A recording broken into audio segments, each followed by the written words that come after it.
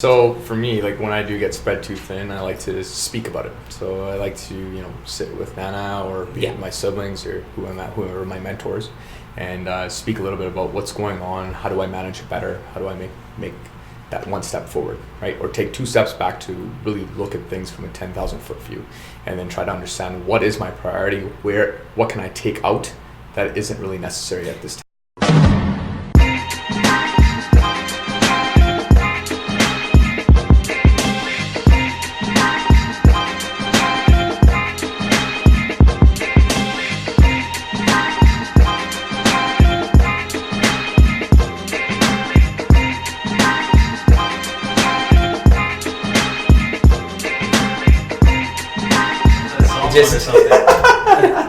I need more room for dancing. Yeah, packed in. Jared and I will just jump in as well.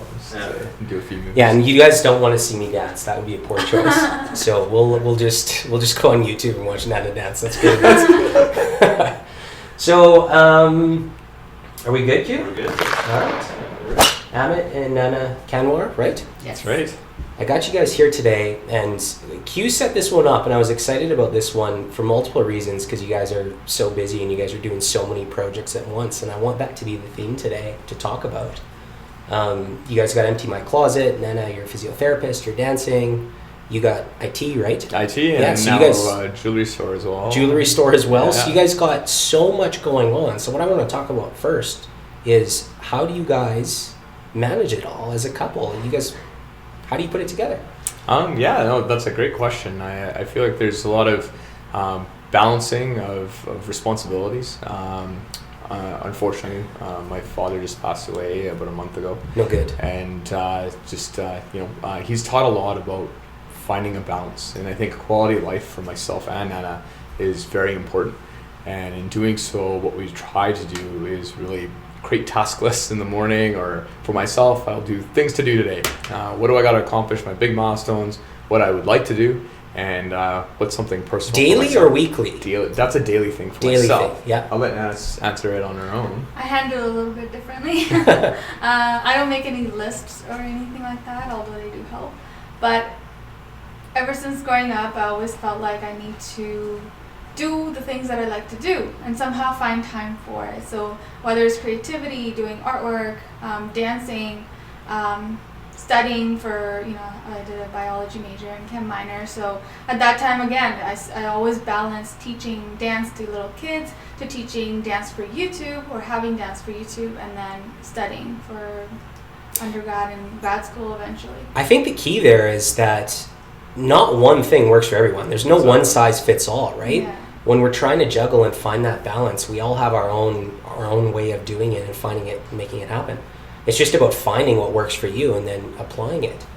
And I think go ahead, Nana. Sorry, I think one thing fuels the other and vice versa. I don't think I'd be happy doing just one thing. I like to think of myself as I have different colors, and I want to make sure I fit every color in my Every life. color of the rainbow? Yeah. How do we make each other, we're accountable to one another, right? So at the end of the day, or halfway through the day, I'll be like, hey Nana, what have you accomplished so far today? What's something exciting that's happened today? And she does the same for me. And so it just kind of, we want to have that interaction where it's not just you sit there and just watch TV all day. You're trying to incorporate one another's life together and try to really push each other to the next level. So that helps with that aspect of balancing and trying to find out what we can do for that day. Well, and entrepreneurial life is hard too, right? Like we had another episode a little earlier where we were talking about the buckets of entrepreneurship, where you have your bucket and running any business, and you got IT, jewelry store, Empty My Closet, physiotherapist, dance. Like you guys got so much going on. You have these entrepreneurial buckets that you're filling, and then you still have to find time to fill family and everything else around that. And you kind of filling each with a little bit of water in each and trying to divert it back and forth. Do you find that you ever, because I find that I do this myself, sometimes I'll extend myself too thin, where it's hard to do your best when you're trying to do 110% everything you do. So how do you guys identify when that happens, and then what do you do to reel it back for anybody watching? I'll let you start with that one. Yeah. Okay. yeah, like I do find sometimes I'm not able to give my 100% for YouTube and dance. Like I want to do a vlog with Amit, like he was saying. I should be doing this every day and being around the camera and at least giving out one video a week, which I know will do great. And that's consistency is so important to get somewhere on YouTube. YouTube's always consistency, right? And the crazy thing about you is you have the audience, right? You got over 400K subs. There's not many people that can say that on YouTube. You have the audience. Now it's just about creating the consistency, right? Totally. But it's hard. It's hard because I have other things on my plate that I also want to accomplish. So I know what you're trying to say. And in terms of physiotherapy, that's one thing that I 100% kept that as a, there's a list, like what's my top priority, and education's always been on top. Dance has kind of taken a back seat just because it's not a very stable career to go into, but it's not something that I don't want to continue to pursue. So once I had that physiotherapy kind of established, now I'm starting to kind of get back into dancing and So the education and physiotherapy is your anchor then? I would say so, yeah. Okay, so Amit, what's your anchor? So for me, like when I do get spread too thin, I like to speak about it. So I like to, sit with Nana or my siblings or whoever my mentors, and speak a little bit about what's going on. How do I manage it better? How do I make that one step forward, right? Or take 2 steps back to really look at things from a 10,000 foot view, and then try to understand what is my priority, what can I take out that isn't really necessary at this time. See, and I love that, because what you just said, I think, is integral for any entrepreneur out there. Because I think the world of business is moving towards this sustainable and transparent business model. It's not a trend. It's something that's going to continue to evolve. And at the end of the day, for anyone that's buying products or being part of a business, value is always going to equal value, and that's not going to change. And you guys implemented that with Empty My Closet, the sustainable type of business, the environmental type of business. You're very transparent in that.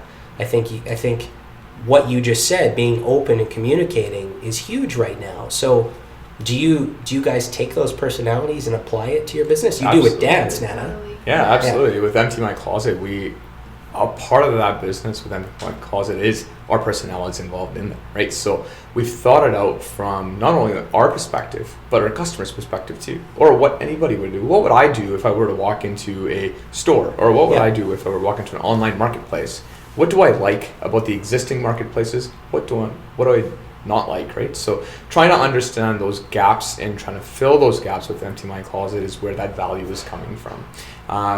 I myself have, I get tunnel vision, she'll look at it and try to pull it at a 10,000 foot view, or I'll look at what she's doing and I'll try to pull that at a 10,000 foot view, be that devil's advocate, try to really push the envelope. And we feel like we've created a very solidified business. Actually, some exciting news from today is we have an official live launch date where people can actually purchase and sell products on June 28th of this year. Nice. So that's going to be announced today as well. So 2 things from that. First, my first question before I get to the second one is, take a couple steps back. Yeah. Tell me how, because entrepreneurs out there are looking for ways to create their own ideas. So how did you guys identify the Empty My Closet idea? And how can that apply for somebody else looking to create their own idea and their own business to get started? So that idea actually propped from a conversation that Nana was having, so let her start the story. Yeah, so I was having a conversation with my mom. This is a few months into getting married. So after a girl gets married, she receives a lot of clothing items from her parents' side, about 20, 30, depending on the family. So, and after getting married, there were a lot of other parties and events that I had to attend. So I felt like I had already kind of worn everything and everybody has already seen it. So I was talking to my mom about it and how I need another suit for the next event. She's like, what are you talking about? You have so many. What happened to all of them? I was like, they've been worn. And everybody has seen them. Now with social media, a picture's been posted online. Now millions of people have seen it. You know what I mean? So in doing so and having that conversation, I was sitting there and an idea triggered where, what if we were able to take these items and we were able to resale them in a very clean and concise manner? Reason being is right now, you can go into a Kijiji, but it's not trustworthy potentially, right? Depending on what you're doing, and you have to meet the person. You can go to other types of consignment styled sites, but the layout isn't clean. People are taking pictures on their floor or their bed or they're wearing it.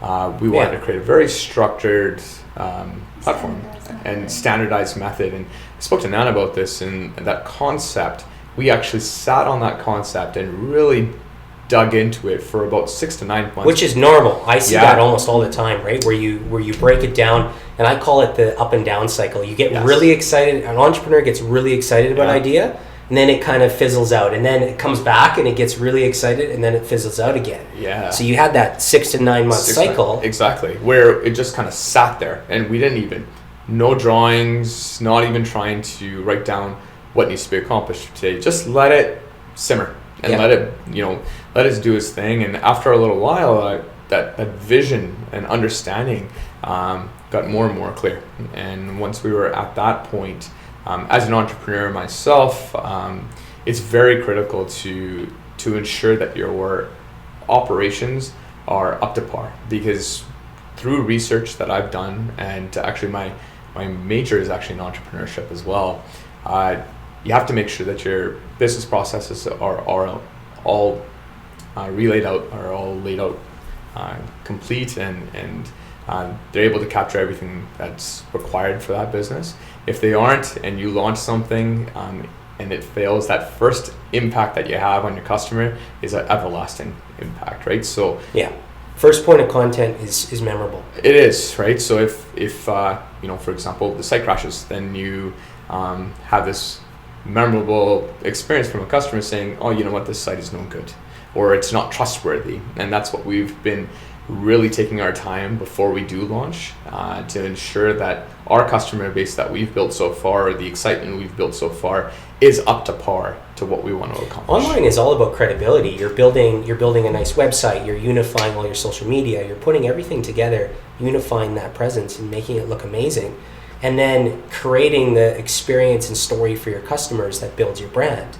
At the end of the day, as soon as you have a disconnect in any point of that brand story, that's where it cuts off and you lose customers. Yeah. So what you said is right on the money. Now, I'm going to go back though to another question I was going to ask you.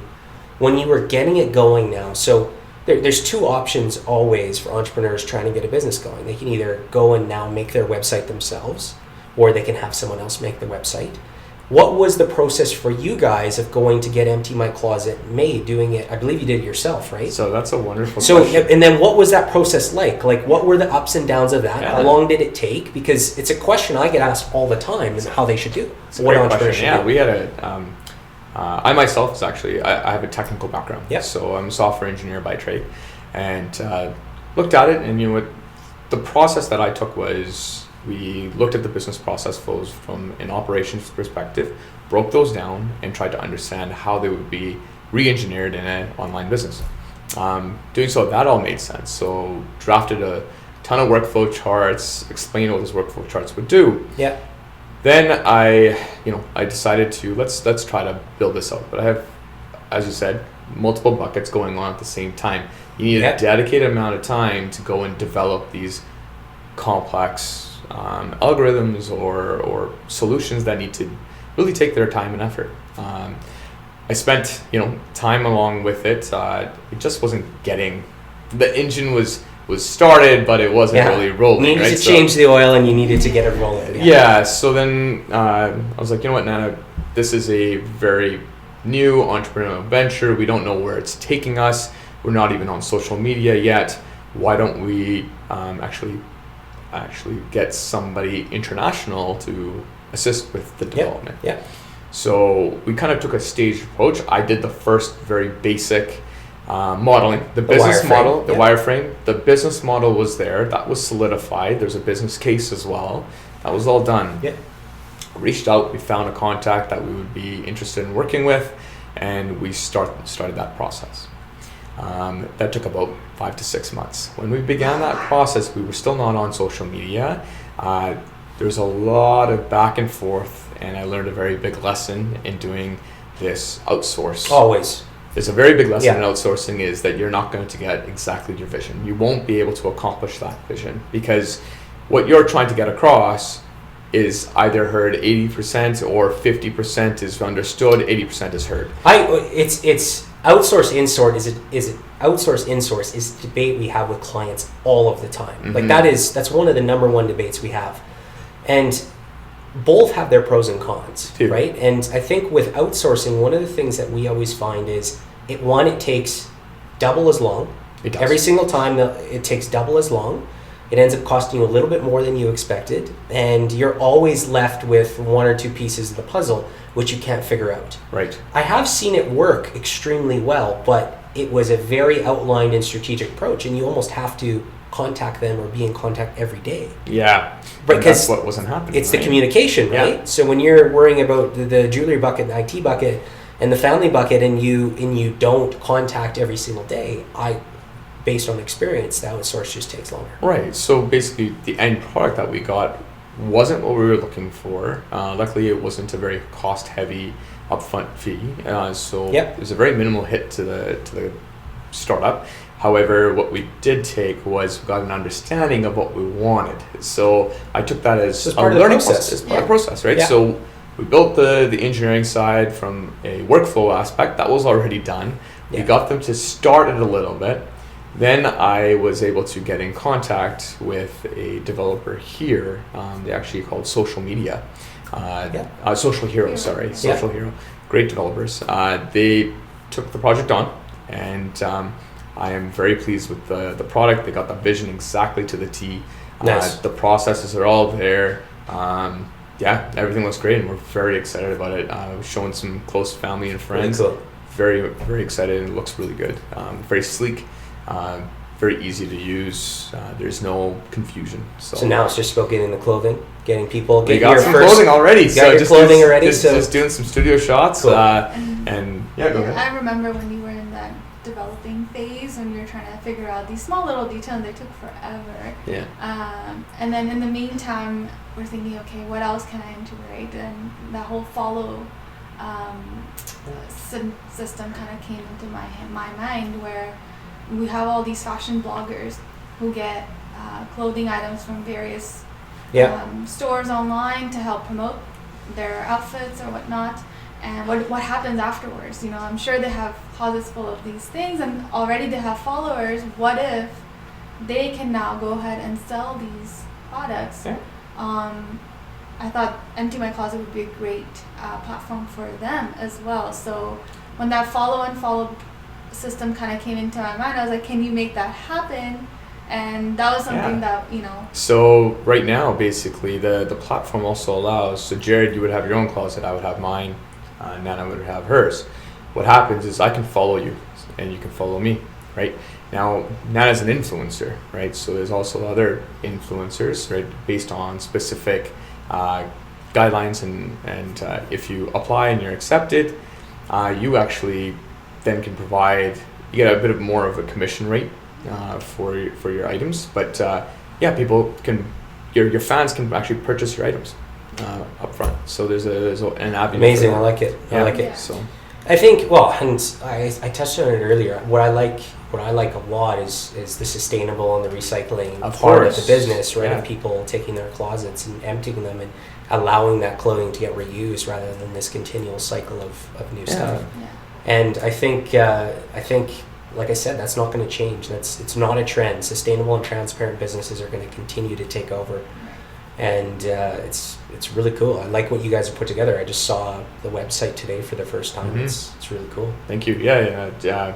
Anyone out there close right to now time is queue? going to register. All right. So we'll what do we got? A couple minutes? 45. All right. Well, let's go one step further. Were you guys able to come up with a quote for today? What's your do you guys have a favorite quote that you guys try to follow a lot that go ahead. That kind of just sets that sits with you. Something that's I been can come back and just I for me would be balance is key. So you can't have too much or too little of anything. So right back to the buckets. Pretty back much, to juggling the time. Yeah, I kind of relate it even from a biology perspective, thinking as little as the pH system in your stomach. It can't be too less or too much. There's always a balance. So going from that little to anything else, if I'm having trouble with any sort of problem, I always come back to that key element. So balance is key. So if I feel like I'm doing something of too much of something else, I need to kind of take a step back and make sure I fill in the other buckets to kind of feel balanced overall for myself. So nice. And I gotta talk about one more thing, because I know people will be messaging possibly on this one. We didn't talk about YouTube that much, Naina. Just give the audience, because they're going to go look you up after. Q's going to put the little tag at the bottom and we'll get it in. What got you started on YouTube, and what catapulted the success that you've had with your dance on YouTube? Yeah. Just briefly. Actually, when I posted my video, I always had this passion for dancing, right? I feel like back in the day, this is prior to pre-YouTube and social media time, and so I felt like I was doing everything a normal kid who has a passion for dance does, you know, being involved in local shows, putting yourself out there, creating choreography, but there was nothing that can take you to a bigger level to kind of showcase yourself throughout the world until YouTube came along. And without even knowing much about it, I just happened to post it and kept posting. I would post one video a year. Yeah. That's it. That was it? That was it. without analyzing anything, how many views did I get or anything like just that. fired it out just there. Just looked at the comments. Okay, we're looking good. There's going to be some jealous people, but because it doesn't necessarily happen like that anymore. But yeah. Yeah, this is like, I feel like this is 2008. Yeah. So 10 years ago, and then I got into college. We performed an exhibition act there, and that actually ended up being on somebody else's YouTube channel. Whoever recorded the show, and it just went viral. And from there, we kind of understood, okay, like, you know, there is so much appreciation out there for something like this. Again, YouTube always motivated me and to just kind of put myself out there over time. And even now, I think only recently, in the last 2 years since when I started finally analyzing the whole thing, I feel like it's become You looked so into it, good. yeah? Yeah, prior to that, there was no intention of I need a certain amount of subscribers. And you know what? That's the secret. That is the secret. Everybody goes out and they're chasing subscribers, they're chasing views. Yeah. But if you do your passion, you provide a lot of value. With you, it was dance. You're very creative, and people are inspired by that. Then results will follow. Right. In the long run. Right? Exactly. Right. If you're passionate about what you want to do, you will see that result. It'll just come out of you, and it'll showcase itself through video, through it be anything else, social media, in any other way. It's definitely there. Be yourself. Be authentic. Exactly. Yeah. All right. I got one more tagline: positive vibes only. Positive vibes only. Wake up every day just thinking positively. Always have a smile on my face and try to think of the best out of everything as much as you can. It'll definitely give you a step forward against others. So positive vibes. Too much negativity out there, and positive always wins. I like it. Yep. All right, we'll leave the rest of mystery with Nana's YouTube channel. Q will get that in the bottom. Awesome. And thanks, guys, for coming out. Thank you. Thank you. Appreciate it. Thank you. Thanks.